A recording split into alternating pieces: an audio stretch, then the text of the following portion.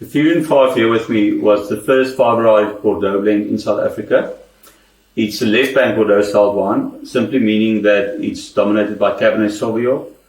For us, the next biggest variety would be Malbec, and then it's supported by Cabernet Franc, Merlot, and a little bit of Petit Verdot. This wine comes from our slightly warmer aspect, so west facing, so it gets all that afternoon sun, and that's what we want to reflect in this bottle of wine. So you want to get all that warmth, that giving nature of that aspect. Cabernet Sauvignon, like I said, takes a leading role in this. So very classically styled, very fine tannins. So when you smell the wine, again, you get this really layer of dark fruit supported by red fruit.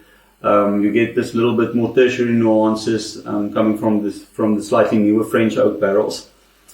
The wine, you can smell it's got a little bit more volume already. It always sounds funny when you say you can smell the volume, but it's something that you can actually smell. You can smell that little bit more richness. And that's exactly what you want translated to the palate as well. So when you take a sip of this wine, and I can't stop myself, I'm just going to indulge for a moment.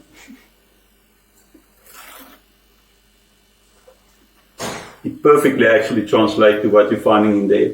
So you just coat your whole mouth. It's got this nice little bit of dryness that just want to go back for another sip. It's got this richness, almost this little nuances of a little bit of fruit sweetness.